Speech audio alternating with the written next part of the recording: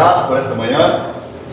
Senhor, nós estamos muito felizes nesses dias aqui, porque temos recebido do Senhor palavra, águas vivas que saem do teu trono. E neste dia não seja diferente, que o Senhor possa ainda nos surpreender nesse encontro, nessas horas que ainda faltam para completar. Que o Senhor possa fazer algo que toque realmente o nosso coração, a ponto de a cada dia nós nos apaixonarmos ainda mais por Ti. Que o Senhor possa fazer em cada um de nós e através de cada um de nós tudo aquilo que o Senhor planejou. Porque a Tua palavra diz que os Teus planos não hão de se frustrar. Não importa o que aconteça, o que aconteceu, o Senhor vai fazer através de nós e em nós tudo aquilo que o Senhor planejou. Portanto, nós nos colocamos à Tua disposição, Senhor. Faça o que aprover o teu coração, porque o Senhor é bom e a Tua misericórdia dura para sempre. Aqueles que creem, digam aleluia. Podem sentar. Tá bom. Paternidade. A palavra paternidade, ele nos remete a vários aspectos. Quando você lembra do pai, você tem o quê? Quer que você veja a sua memória? Algumas memórias, lembranças, né, do passado, dores e até traumas, mas também nós sentimos saudades. Meu pai já se despediu, vai completar agora 30 anos, no dia 1º de janeiro. E é esse o sentimento dele. E todos nós, como seres humanos, nós temos a necessidade de um pai. Quantos reconhecem a necessidade de um pai? Às vezes você não tem mais o seu pai terreno, seu pai biológico, o seu pai adotivo, o pai do coração, só de consideração. Quantos de nós temos homens que nós admiramos e que é um pai para mim? Quantos já acharam isso? Quantos já encontraram alguém assim, um pai para mim? Amém? Então, nós precisamos de um pai. Quantos aqui precisam de um pai? Nosso tema hoje é paternidade. A gente sabe que existe um pai que é pai de todos. Deus é nosso pai. Todos nós temos um pai. Um dia nós vamos encontrar esse pai pessoalmente, face a face. E Jesus é que veio revelar esse pai.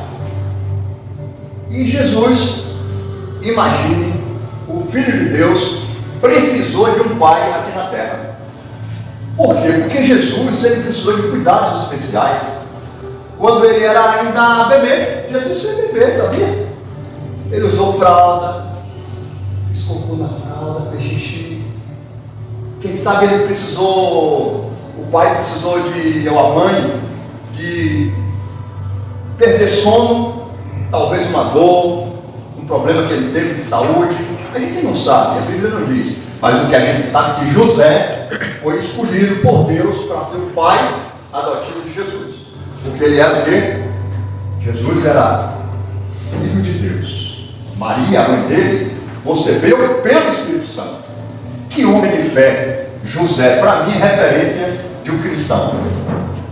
Recebeu Maria como sua esposa. Porque ele teve um sonho, o anjo disse a ele: José, não temas receber Maria como esposa, porque o que nela foi gerado é do Espírito Santo. Que bênção, né? Que bom que a gente pudesse pensar mais nessas coisas, no que é a sublime vocação de ser pai, mas também a bênção de ter um pai. Amém? Amém. Então, meus irmãos, esse pai, que é o nosso Deus, Deus de amor, de um amor infinito, incomparável, um amor insubstituível, um amor zeloso. Deus cuida de nós. Esse pai cuida de todos nós. Glória a Deus. Então, é um amor que cura, que nos faz superar todas as ausências de um pai. E meu pai tem 30 anos que faleceu e na época eu ainda não tinha me convertido, mas logo em seguida, poucos anos mesmo depois, eu conheci esse pai. Esse pai que nós vamos ter mais hoje um pouco de avanço no conhecimento dele, porque a palavra de Deus diz: prosseguir e conhecer o Senhor. Ele é o nosso Senhor. Então, mesmo em silêncio, esse Pai está presente o tempo inteiro. Quantos percebem a presença do Senhor aqui nesse lugar? Amém? Então, Jesus, em meio ao martírio, em meio ao tormento, aquele sofrimento, suplício na cruz, Jesus, ele bradou: Deus meu, por que me abandonaste? Por que me desamparaste? E na hora Deus não respondeu. Mas naquela angústia, né, naquele sofrimento profundo, o Pai estava sempre ali com ele. Quantos creem assim? Amém? Na hora Deus não respondeu nada. Não respondeu. Mas em seguida, foi que Jesus disse: Pai, em tuas mãos entrego o meu espírito.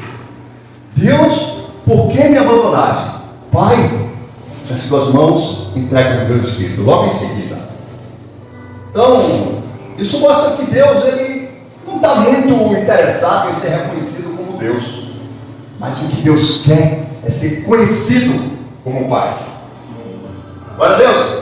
Deus quer ser conhecido como Pai. No terceiro dia, no momento certo, o que aconteceu? O filho ressuscitou. O Pai estava presente. O Pai estava ali com ele. Para a gente embasar esse princípio de paternidade, eu quero trazer aqui dois textos que estão no livro de 2 Reis. Se você quiser, pode abrir no capítulo 22. 2 Reis 22.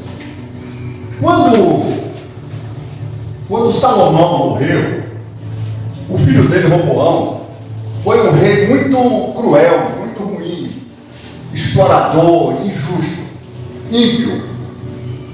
E por causa disso, Jeroboão, que era o rei em Israel, ele dividiu Israel em dois reinos: reino do norte, que permaneceu sendo Israel, e reino do sul, que passou a ser Judá.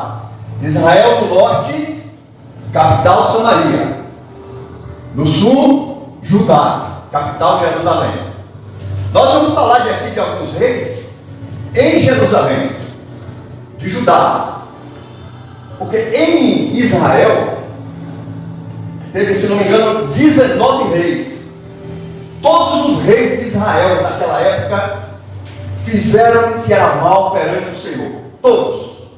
Em Judá foram 20 reis, e apenas, no máximo, 8, mais precisamente, a gente pode considerar 5 reis, fizeram o que era reto, procederam bem ao Senhor. Então você vê que a maioria dos reis eram reis ímpios, apesar de ser povo de Deus. E desses reis de Judá, todos eles vieram da descendência do rei Davi, Salomão, Roboão, e aí foram outros reis. O que eu quero trazer aqui é 2 versículos que falam sobre o rei Josias. O rei Josias. Você pode ver, abre aí 2 Reis, capítulo 22. Nós vamos ler somente os versículos 1 e 2. Amém? Amém. Diz assim: Josias tinha 8 anos de idade quando começou a reinar, e reinou 31 anos em Jerusalém, capital de Judá. O nome de sua mãe era Gedida, filha de Adaías. Ela era de Boscate. Verso 2. Preste atenção. Ele tem Josias. Ele fez o que o Senhor aprova e andou nos caminhos de Davi, seu predecessor, e outras traduções, seu pai, sem se desviar nem para a direita nem para a esquerda. Ora, Davi foi um predecessor dele, mas a Bíblia chama Davi pai. Jesus, filho de Davi, todos, José, filho de Davi, todos aqueles que vieram depois homens segundo o coração de Deus, porque olhavam para Davi. Davi era um homem segundo o coração de Deus. Então Josias teve uma referência de pai, que não era nem o avô, nem o pai natural dele. Vamos ver aí no capítulo 21, volte uma página da sua Bíblia, se você está com ela, e vamos ler alguns versículos aqui, que mostram que Josias não teve uma referência, não teve um modelo a seguir, não teve exemplo para copiar de pais diretamente. Então ele foi buscar de quem? De Davi, porque Davi é um homem segundo o coração de Deus. E aqui a Bíblia diz que Josias, ele andou nos caminhos de Davi, seu pai. Então nós precisamos de um pai, nós precisamos de uma referência. Deus, o Pai, é a nossa referência. Cristo é a evidência. E o Espírito Santo é a nossa consciência. Então é o Espírito Santo que testifica no nosso coração que somos filhos. Nós olhamos para Cristo, a evidência daquele amor. O Pai de amor, o Filho da graça e o Espírito Santo da consciência. É a consciência do Espírito Santo. Por isso que a bênção sacerdotal é o amor do Pai, a graça do Filho e a comunhão do Espírito Santo. Preciso que a gente possa entender isso com profundidade. Vamos ler? Manassés tinha 12 anos de idade quando começou a reinar, e reinou 55 anos em Jerusalém. Que sofrimento! 55 anos, um homem ímpio no poder, imagina. O nome de sua mãe era Rezibá. Ele fez o que o Senhor reprova, imitando as práticas detestáveis das nações que o Senhor havia expulsado de diante dos israelitas. Reconstruiu os altares idólatras que seu pai Ezequias, que foi um rei também aprovado, havia demolido, e também ergueu altares para Baal e fez um poste sagrado para Azerá, como fizera Acabe, outro rei ímpio, rei de Israel. Inclinou-se diante de todos os exércitos celestes e lhes prestou culto. Veja, nem sempre um pai justo, um pai que anda nos caminhos do Senhor, vai ter filhos que o copiem. Mas isso é uma exceção aqui. Os filhos de Ezequias, que foi um rei justo, se tornaram injustos, apesar disso. Mas a Bíblia nos aponta para Davi, um homem segundo o coração de Deus, e foi isso que Josias viu. Apesar de seus pais ímpios, ele foi olhar para Davi.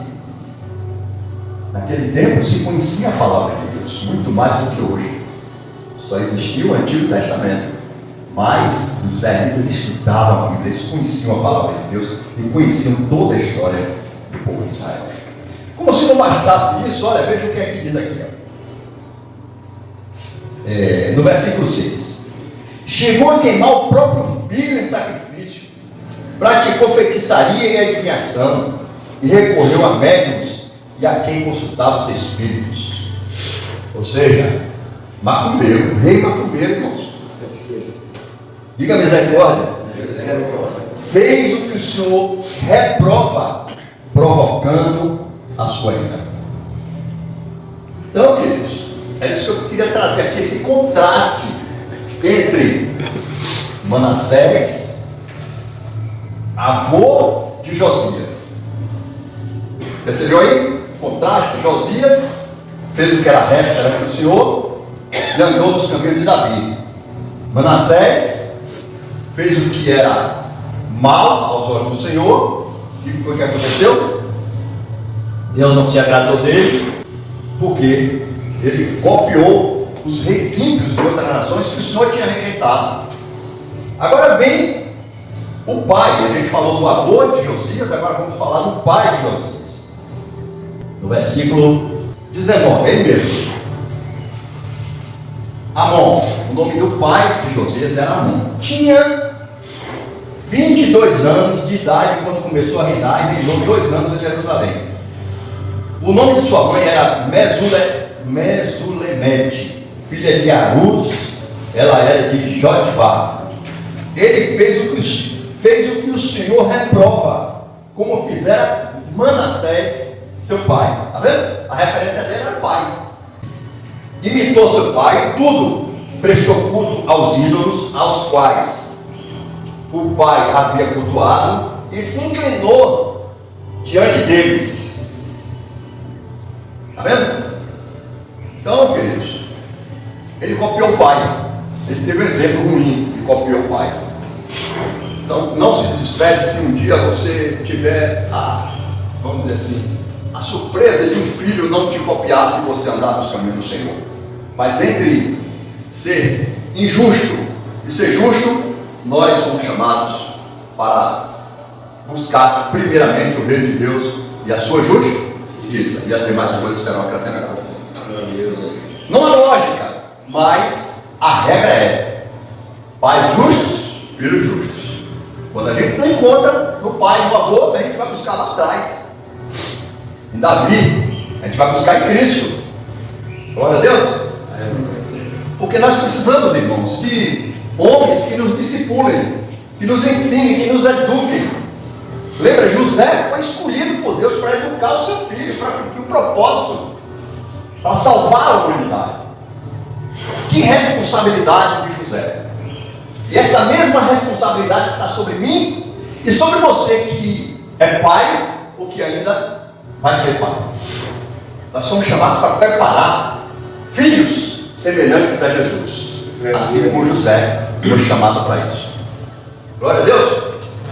Então, meus irmãos, Josias não teve um modelo, porque seus pais fizeram que era mal aos olhos do Senhor, mas ele foi relevantado como rei aos 8 anos. Agora, qual é a sua referência? Qual é a nossa referência? Josias ou os pais de Josias? Nem responde. Josias, né? A nossa referência. Ele foi discipulado. Josias teve um discipulador, que era ele, Davi. Hoje você tem discipuladores, tem os pastores da sua igreja, homens segundo o coração de Deus, que são usados por Deus para te discipular, para te educar, para te ensinar os caminhos do Senhor, para que você não se desvie, assim como Josias não se desviou, nem para a direita, nem para a esquerda. Glória a Deus. Então, talvez você não tenha tido um bom exemplo para seguir, como Josias não teve. Pelo contrário, pode ter te machucado muito, errado muito com você, mas isso não significa que você também precisa errar. Erraram comigo, meus pais erraram. O que é que eu vou fazer com eles? Perdoar. Eles não sabiam.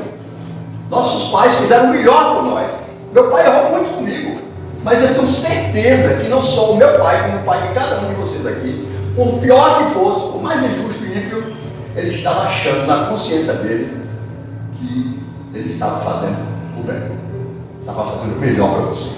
Por isso, ontem foi dito aqui, numa das ministrações que eu assisti, que honrar pai e mãe alonga a sua vida. Honre seu pai e sua mãe. Mas meu pai não prestou mesmo. Não importa. A palavra de Deus disse para você honrar. Independentemente de se ele errou ou acertou com você, o importante é que você não erre mais, não perde mais. Amém, queridos? Então, a escolha de seguir o modelo, o exemplo, a escolha de viver um novo ciclo, é responsabilidade exclusivamente sua, responsabilidade minha. Glória a Deus. Amém. Não deixe o inimigo te convencer o contrário. Ele está, sempre quer, ensinando o nosso juízo. Nada, você não vai prestar, seu pai não prestou. Foi assim que fizeram com Josias. 8 anos, um menino. Filho de amor. Filho, neto de Manassés, não vai dar nada que preste. Ele virou a situação. Ele ressignificou a vida. E foi um dos melhores reis que Israel e Judá já teve. Então, meus irmãos, você é um vencedor. Nós somos vencedores. A Bíblia diz Eu creio no que a Bíblia diz. Nós somos mais que vencedores. Diga assim: eu sou um vencedor. Diga de novo, para seu juízo ficar bem. Eu sou um vencedor. Diga para você: eu sou um vencedor. Amém? Deus me chamou para algo mais excelente. Diga assim: Deus me chamou para algo mais excelente. Amém. Então Josias, meus irmãos, tinha tudo para dar errado. Josias era o improvável, sabe? Assim como muitos, Davi era o improvável também. Tinha tudo para dar errado. Mas assim como Josias, hoje você vai quebrar esse ciclo. Amém? Quando nós falar, assim, hoje eu vou quebrar esse ciclo. Mas como? Qual é a forma de quebrar esse ciclo? Pelo poder, pelo princípio da paternidade. Esse é o princípio que vai levar você a quebrar todos os seus paradigmas, todas as suas heranças anteriores. E o Espírito Santo vai te ajudar. O Espírito Santo vai acrescentar na sua vida tudo que te foi tirado. Então Deus te escolheu, Deus chama os improváveis e coloca sonhos. Sonhos de quem? Seus não, sonhos dele, ele coloca no coração dos seus filhos. Então, meus irmãos, assim como José teve alguém para copiar dele, o pai. Jacó, ontem também eu vi um pedaço dessa administração. Jacó foi e pediu perdão ao irmão. Aí quando os irmãos de José fizeram o que fizeram com ele, todos conhecem a história de José, foi vendido como escravo. Quando eles foram encontrar com José, que descobriram que era José, o governador, e souberam que José reconheceu aqueles que o tentaram matar, que eles mataram no coração. Então, eles ficaram atemorizados, e José disse: não temas. Foi o que aconteceu? José perdoou todos os seus irmãos. Porque Deus tinha um propósito em preservar Israel. Deus tinha um propósito em preservar os seus filhos. E quem foi o exemplo? O pai de José, Jacó. Ele viu o pai perdoando e pedindo perdão ao irmão que queria matar ele.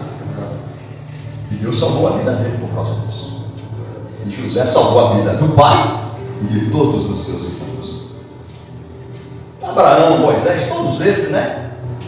Assim como nós, que somos pessoas normais, como eu e você, Deus escolhe improváveis para serem Davis nessa geração.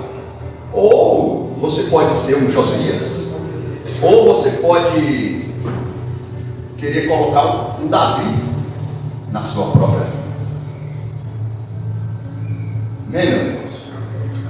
E também na vida dos outros. Deus vai começar a fazer coisa nova nesse tempo. Creia, não se impressione pelo que você vê. O justo vive pela fé. Então, para isso, Deus fez filho. Mas um filho que desfrute da presença dele. Olha o que diz Efésios 3. Bendito Deus e Pai de nosso Senhor Jesus Cristo, que nos tem abençoado com toda a sorte de bênção espiritual nas regiões celestiais em Cristo. Então, Deus hoje está te chamando para experimentar o coração dele. Quantos aqui querem experimentar o coração do Pai? Quantos querem? Quantos têm sede? Dá-me de beber, pois tenho sede. Essa música é bem apropriada. Quantos têm sede de conhecer esse Pai? Então, em Lucas 15 tem 3 parábolas, né? Dizem conhecida como 3 parábolas. A parábola da ovelha, a parábola da dracma e do filho pródigo. Então, a primeira parábola é da ovelha que se perdeu. E assim, eu não gosto de chamar isso de parábola, porque Jesus em nenhum momento ele falou: eu vou contar 3 parábolas. Ele falou que ia contar uma parábola. E dentro dessa parábola existem 3 histórias, que é a da ovelha que se perdeu, a história da dracma que foi perdida, e aí a gente chega na terceira história, não parábola, um filho que se perdeu. A ovelha perdida, a dracma perdida e o filho perdido. As duas primeiras histórias, elas se conectam, elas estão ligadas à terceira. Então eu quero trazer 4 pontos dessa manhã, para que a gente, sabe, pedagogicamente possa compreender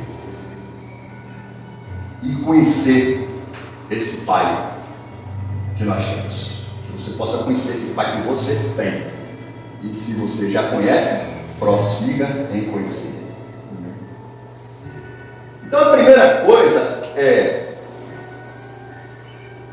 nós devemos assumir a nossa identidade de filho de Deus. A segunda, admitir nossos erros. A terceira, rejeitar a orfandade.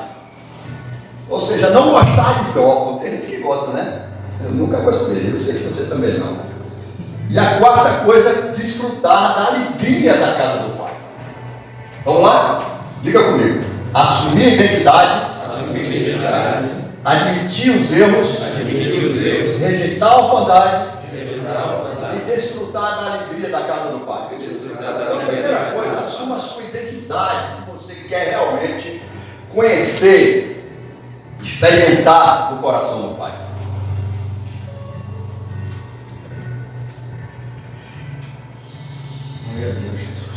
Assuma a sua identidade de filho de Deus. Lucas 15, versos 11 e 12. Continuou. Por que continuou? Porque ele vinha contando 2 histórias, agora está na terceira história da parábola. Continuou. Certo homem tinha 2 filhos. O mais moço deles disse ao pai: Pai, dá-me a parte dos bens que me cabem. E ele lhes repartiu os haveres. Então o filho, ele pede a herança. E na verdade foi 1/3 da herança. 33% de toda a riqueza do pai foi entregue a ele, né? E ele foi e gastou tudo. Esse menino aqui não tinha educação financeira, ele era um desvairado. E pediu herança. De quem é que você recebe herança? Mas quando é que se recebe? Quando o pai morre, né? É isso que o pai morreu? Não, mas ele pediu herança, mesmo assim. Então, queridos, todos os nossos problemas emocionais que a gente vive vêm da orfandade, dessa falta de consciência de quem é o nosso pai, dessa falta de referência de um pai, dessa falta de evidência deste amor. Então, é a referência do amor, a evidência da graça do Filho e a consciência que nós temos de quem somos nós. Por isso nós precisamos ser o quê? Conscientes da nossa identidade, se posicionar como filho de Deus, para que quando o mundo olhe para você não diga: isso é filho de Deus. O diabo tentou até Jesus, irmãos, ele pode tentar, ele vai tentar nós também. Quantas vezes nós já fomos tentados? Não parece um crente, não é filho de Deus, não. O diabo chegou e falou assim: tu és filho de Deus? Jesus tinha acabado de ouvir essa palavra: este é o meu filho amado, que tem o prazer. E veio o diabo querendo desfazer a palavra que Deus tinha lançado sobre o seu próprio filho. De modo que nós precisamos ter essa consciência de não titubear na hora que nós somos questionados. Por isso precisamos conhecer a palavra de Deus. Porque a orfandade, essa palavra, você traz a sensação de que você não pertence. Não sou. Então essa orfandade traz a sensação de afastamento, de isolamento. Você já viu uma pessoa quando ela sai da comunhão, quando ela fica dura, com o coração difícil de se conversar com ela sobre Deus? Uma pessoa totalmente isolada, sem contato, sem comunhão com o Pai. Isso é a falta de identidade, de consciência de quem ela é, né? A orfandade, ela muda a forma de a gente ver a nós mesmos, distorce a verdade e nos afasta da verdade. Mas em Deus você não é rejeitado. Em Deus nós não somos rejeitados. Preste atenção no que diz Romanos 8, 15 a 16. Porque não recebestes o espírito de escravidão para viverdes outra vez atemorizados, mas recebestes o Espírito de adoção, baseado na qual chamamos Abba Pai. Agora que vem a consciência da nossa filiação. O próprio Espírito, aqui Espírito com letra maiúscula, testifica com o nosso Espírito que somos filhos de Deus. Olhe para a palavra, creia nela e tome posse da sua identidade. Esqueceu quem era? A primeira coisa que o inimigo vai fazer é te lançar, né? Quando você se aventura aí a encarar o mundo, confundir quem você é. É assim com Jesus. Imagine conosco. Ele vai querer tirar isso de nós. Nos versos 13 a 16, passados não muitos dias, o filho mais moço, juntando tudo que era seu, partiu para uma terra distante e lá dissipou todos os seus bens, vivendo dissolutamente ou irresponsavelmente. Depois de ter consumido tudo, sobreveio daquele país uma grande fome e ele começou a passar necessidade. Então ele foi e se agregou a um dos cidadãos daquela terra e este o mandou para os seus campos a cuidar de porcos. Ali desejava ele fartar-se das alfarrobas que os porcos comiam, mas ninguém lhe dava nada. Veja, cuidar de porcos, meus irmãos, para os judeus, e até hoje são assim, aqueles que não conhecem Cristo, o porco é um animal imundo. Olha que humilhação esse rapaz passou. Foi cuidar de animais imundos, e ele era judeu. Deus está falando aqui com o povo dele. Ele foi humilhado lá, vai cuidar de porcos. E ainda tinha mais. Não recebia salário justo como escravo. E nem comida ele conseguia, porque ele desejava se alimentar com as alfarrobas, com aquelas comidas dos porcos. E ninguém lhe dava nada. Amém, meus irmãos? A sua identidade, para experimentar o coração do Pai, a gente precisa primeiro assumir a nossa identidade de filho, se posicionar. E a crente se lembra o tempo todo de quem você é filho e quem é a sua referência, para que esta graça se evidencie na sua vida através da sua consciência de ser filho de Deus. Segunda coisa, admita seus erros. Olha o que aconteceu, versículos 17 e 19. Então caiu em si e disse: quantos trabalhadores de meu pai têm pão com fartura e eu aqui morro de fome? Levantar-me-ei, irei ter com meu pai e lhe direi: Pai, pequei contra o céu e contra ti, diante de ti. Já não sou digno de ser chamado teu filho. Trata-me como um de teus trabalhadores. Amém? Esse filho, ele assumiu a fraqueza. Ele precisou ir no fundo do poço, ser humilhado, para assumir a fraqueza dele. Portanto, nós precisamos desse mesmo sentimento que houve também em Cristo Jesus, que assim mesmo se esvaziou e se humilhou até a morte. Sabe, irmãos, a humilhação é algo que o mundo rejeita. A maior bênção que um crente pode ter é ser humilhado. Glória a Deus. Outro dia eu falei aqui para um funcionário, ele é crente, você entendeu? Eu dei um aperto nele aqui e ele disse: olha, se você não está aguentando, deita para não cair. Porque se você não aguenta uma palavra que vai te encaminhar para um caminho, de encontro com teu pai, como foi esse rapaz aqui, você não vai se arrepender. Então a gente deve depender dele para ele nos capacitar a superar essas fragilidades. Sabe que o judeu aprendeu isso? Quando humilham um judeu, sabe qual é a resposta desse povo mais próspero da terra? Não me humilhe, não. Eu sei fazer isso melhor do que você. Deixa de humilhar. Admita suas fraquezas. Mas não, nós endurecemos. E humilhou. Morremos até processo na justiça. Mas nós, como filhos de Deus, temos que copiar Cristo. Amém? É Ele. Foi Ele que disse: eu sou o caminho, a verdade e a vida. Ninguém vem a Deus senão por mim? Não. Ninguém vem ao Pai. Ainda diz assim: ninguém vai a Deus senão por mim. Não. Ele disse: ninguém vem ao Pai se não for por mim. João 14,6. O Salmo 34, 18 diz assim: o Senhor está perto dos que têm o coração quebrantado. O Senhor está perto de quem se humilha, está pertinho dos humilhados, e salva os de espírito abatido. Glória a Deus. Essa oração é perigosa. Quando você diz: Senhor, me humilha, para que eu possa ser encontrado, ser salvo por ti. A gente faz uma oração dessa se a gente for crente, porque Ele é fiel para cumprir. Depois não se queixa. Mas estou sendo humilhado mesmo, para você correr para os braços do Pai. Deus sempre está ali de braços abertos para te receber o tempo inteiro. Glória a Deus.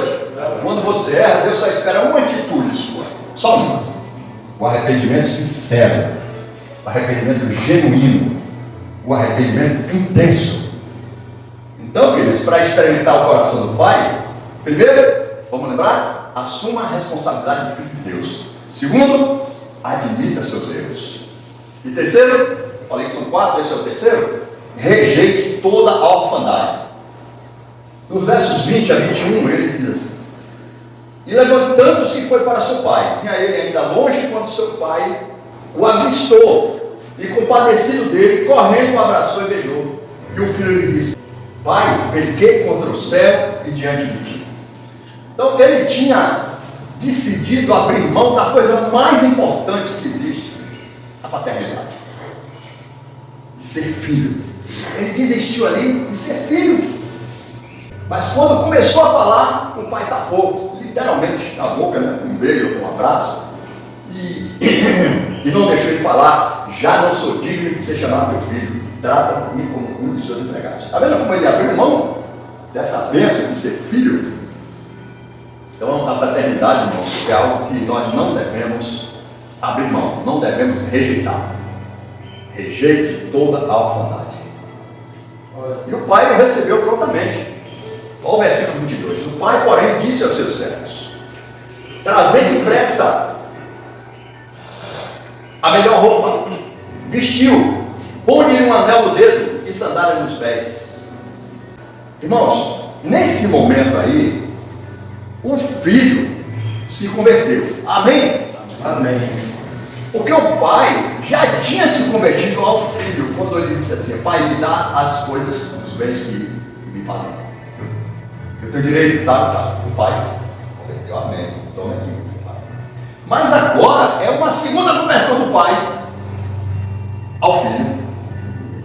Quando ele recebe o filho de volta, mandou trocar de roupa dele, botar roupa nova, né? Anel no dedo e sandália nos pés. Existe uma palavra no Antigo Testamento que é o último versículo do Antigo Testamento. Malaquias, o Apocalipse do Antigo Testamento. Assim como o Apocalipse do Novo Testamento, Malaquias, o Apocalipse do Antigo Testamento. Mas eu quero usar aqui somente o último versículo.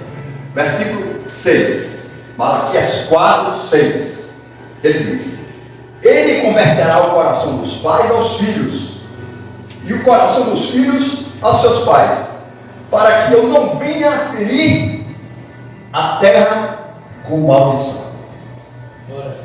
Amém? Amém. Eu quero dar um segundinho para você pensar aí. Se não houvesse essa conversão, esse acolhimento, essa receptividade do pai, essa conversão do pai ao filho, esse filho devia ser tornado pior do que quando ele estava lá cuidando de porcos. A maldição estava sobre ele, estaria sobre ele, mas o pai, mais uma vez, o salvou, se converteu. Por isso, irmãos, todos os problemas, sejam eles emocionais ou de qualquer origem, é maldição, por falta de uma coisa: dos pais se converterem a seus filhos. O pai já se converteu a nós. Nós agora precisamos nos arrepender e se voltar para ele novamente.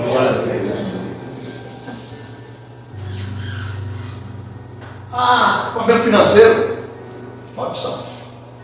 Problema conjugal, maldição. Problema de família, maldição.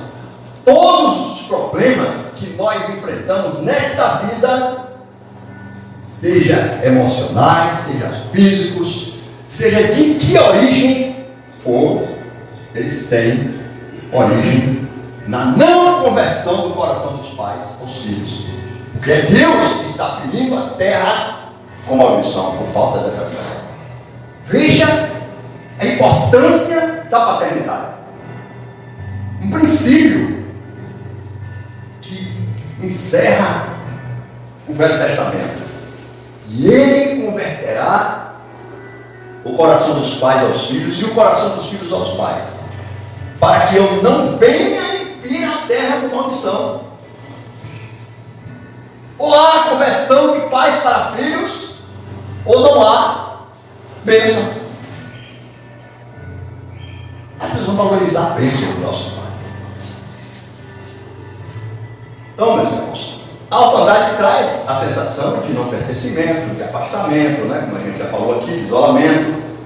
Muda a forma de como a gente se vê, distorce e nos afasta da verdade. Então, enquanto o pai não tinha se convertido, o filho pródigo foi lá e gastou tudo. O outro ficou zangado em casa. Não foi, ficou lá trabalhando. Ele recebeu 2 terços. Estava lá na casa do pai, sendo sustentado pelo pai, não deu nem tempo de gastar, porque ele tinha o dobro do irmão, e não gastava, porque o pai era sustentado. Mas ele estava zangado. Mas é outro caso. Agora, uma pergunta: quem é verdadeiramente o grande pródigo nessa história? Quem é o pródigo da história? O pai. O pai, porque pródigo significa esbanjador. Quem foi que esbanjou? O pai. O pai esbanjou amor, esbanjou caráter, o pai esbanjou integridade, carinho, generosidade. Esse realmente é o pródigo dessa história. Então, nós já vimos que para experimentar o coração desse, nós precisamos assumir nossa identidade de filho, admitir os nossos erros e rejeitar a orfandade. Agora, qual é o quarto ponto que a gente falou antes? Desfrute da alegria do lar, desfrute da alegria da casa do pai. Veja, tragam um novilho gordo e matem-no. Vamos fazer uma festa e comemorar. Então, o filho perdido, o órfão, mais novo, ele voltou para casa, para os braços do pai. E o pai não perdeu tempo. Mandou fazer um churrasco, mandou fazer a festa, a música, as danças. Tanto que o filho mais velho ficou em casa, estava ouvindo lá e ficou zangado, com inveja. Mas ele não estava com inveja por causa do novilho cevado. Ele estava com inveja daquele afeto, daquele carinho que o pai teve e tem de todo aquele que se aproxima de Deus, que busca o Senhor. Em Hebreus diz que é necessário que todo aquele que crê, que acredita em Deus, que ele creia também, que ele é o abençoador. Ele é o pai que abençoa. De quem? Daquele que busca. Então o filho mais velho ficou com inveja. Não foi do churrasco. O churrasco foi para todo mundo, inclusive para ele. Ele que não queria participar da festa. Mas o pai disse: entra, é necessário que a gente se regozije, porque se o irmão estava perdido e foi achado, estava morto e reviveu. Aleluia. Então, meus irmãos, é necessário que a gente tenha essa sede de Deus, essa sede de buscar o Pai. Olha o que está escrito em João 17,13: mas agora vou para junto de ti, isto falo no mundo, para que eles tenham o meu gozo completo em si mesmos, ou seja, minha alegria completa em si mesmos. Romanos 8,17: ora, se somos filhos, somos também herdeiros herdeiros de Deus e co-herdeiros com Cristo. Só que agora somos herdeiros de um Pai que não conhece a morte, não conheceu a morte, derrotou a morte. É um Pai eterno e nós podemos depositar toda a confiança nele e receber esta herança. Essa herança, né, é por direito, inclui dois aspectos. Primeiro, a herança da vida com Jesus. A nossa vida com Cristo, irmãos, é a vida mais incrível que parece. Quando nós éramos crianças, nós gostávamos de quem dá a noite de tobogã.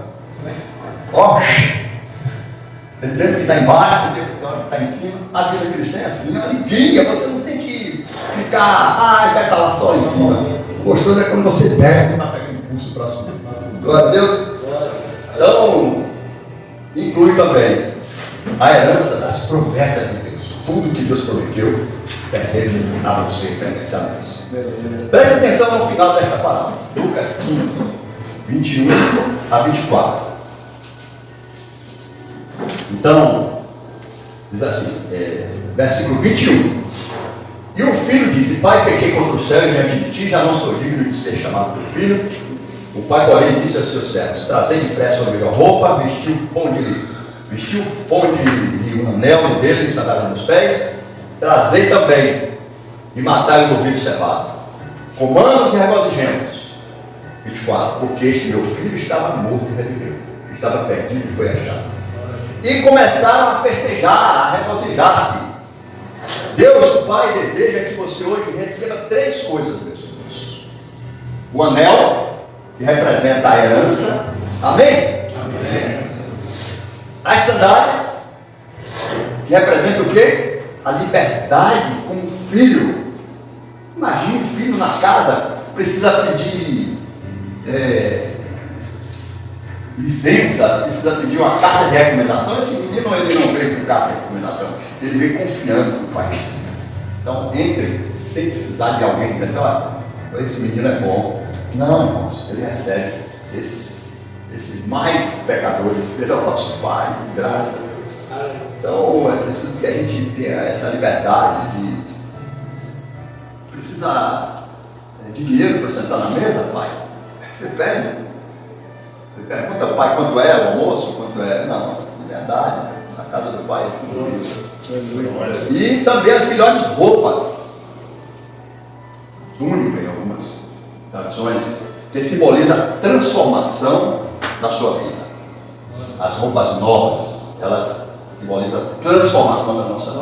É preciso que ali a gente entenda que esse menino voltou, mas agora ele não é mais a mesma pessoa. Ele se arrependeu. Então, uma palavra do Pai muda tudo. Experimente o coração de Deus. Assuma sua identidade de filho de Deus. Admita seus erros. Rejeite toda a orfandade. E desfrute da alegria de ser de sua casa, do seu lar, a casa do Pai. Amém? Nunca deixe o inimigo te convencer que você não pode vencer. Deus te chamou para algo mais excelente.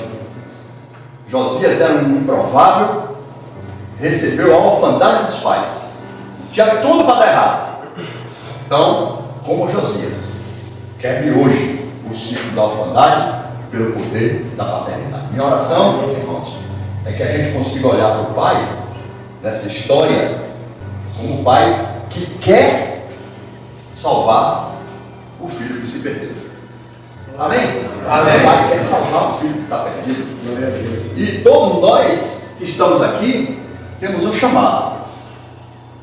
E para isso que nós somos achados, para ter compaixão de quem está lá.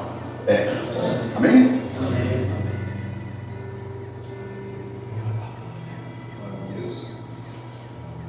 Que a gente possa estar com a mesma sede que esse filho teve pela casa do Pai.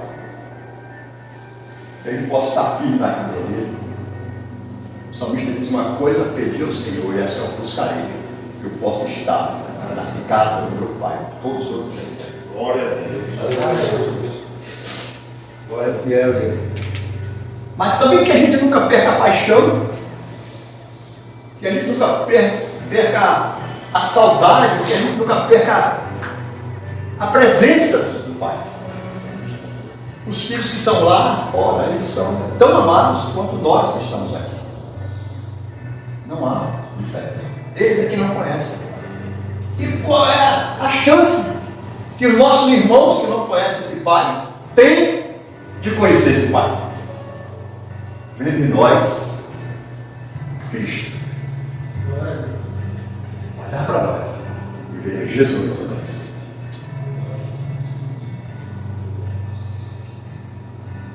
Através da paz e da santidade. Porque só assim verão o Senhor. Porque sem seguir essa paz e a santidade, ninguém verá o Senhor. Nós aqui já vimos, eles não viram ainda. Onde é que eles vão ver? A igreja da noite. Os filhos mudam, as circunstâncias, os cenários mudam, mas o Pai continua sendo Pai. Amém? Ele não muda. João 3,16, porque Deus amou o mundo de tal maneira, que deu o seu Filho unigênito, para que todo que nele crê não pereça, mas tenha a vida eterna. Então eu não sei se você é uma dracma, não sei se você é uma ovelha que está perdida, eu não sei, mas o Pai continua sendo Pai. Amém?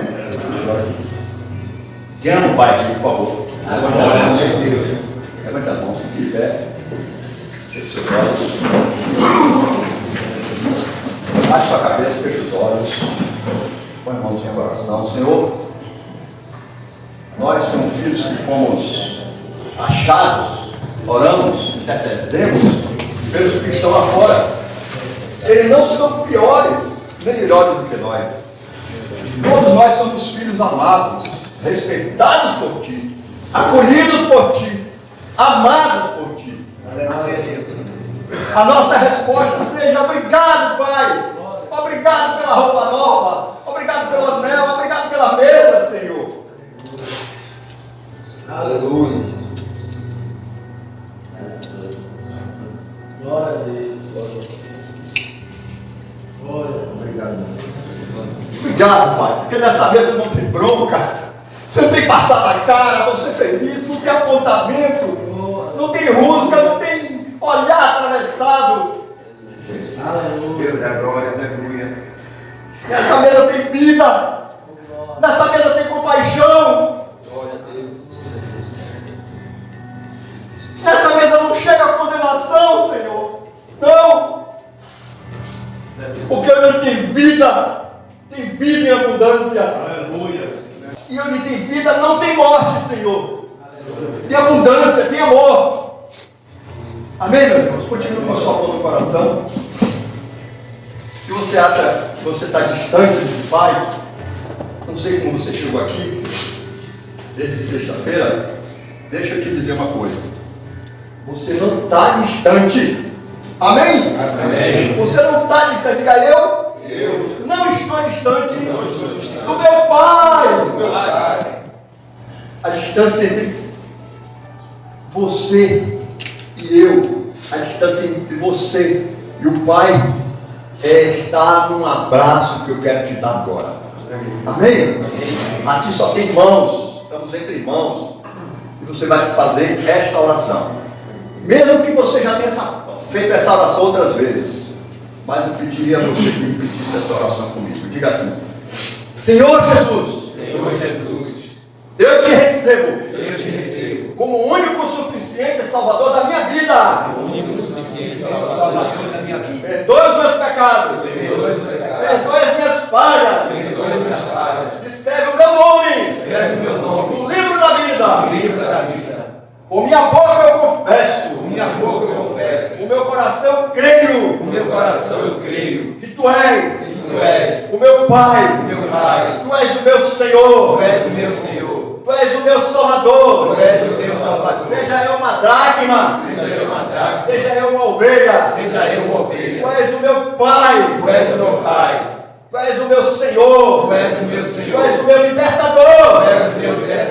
A ti a honra, a ti a glória, a ti o louvor, a ti a majestade.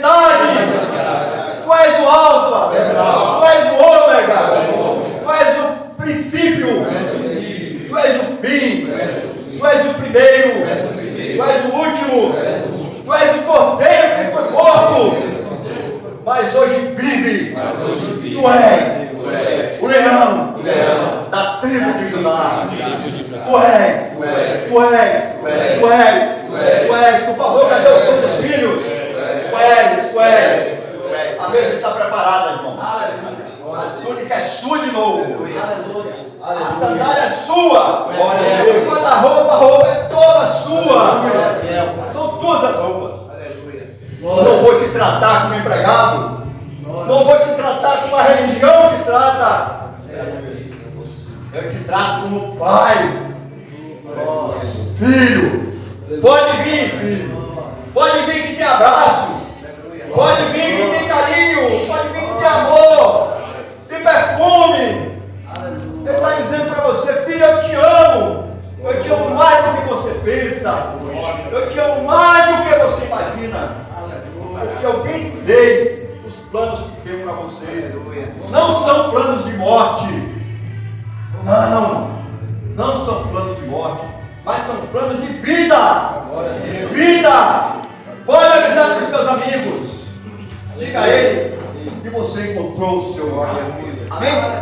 Se quiser receber um abraço, pode chegar até aqui.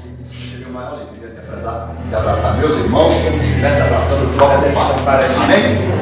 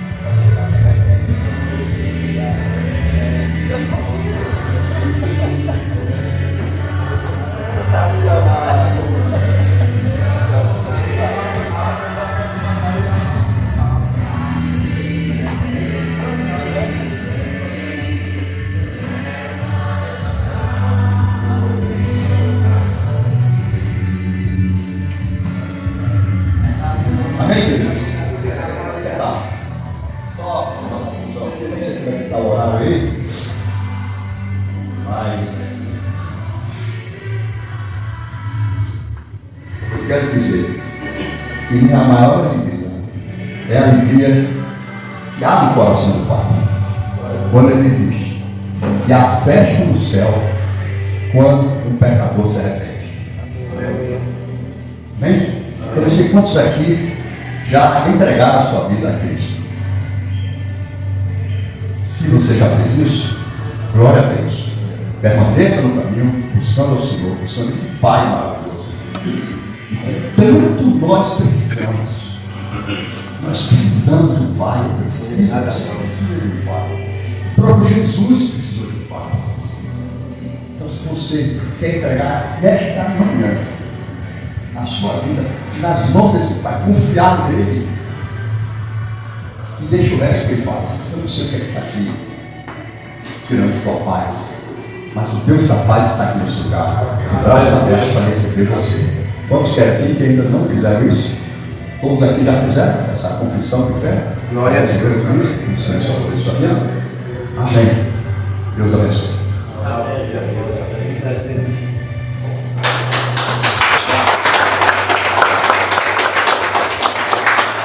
Glória a Deus. Filhos amados. Amém. Nós vamos agora para o café da manhã. Glória a Deus. Deus supridor, Deus vai suprir. Não somente a parte física, mas também a parte espiritual dos filhos. Nós somos filhos amados. Ainda que humanamente alguns de vocês passem rejeição, mas pelo Pai, Deus celeste,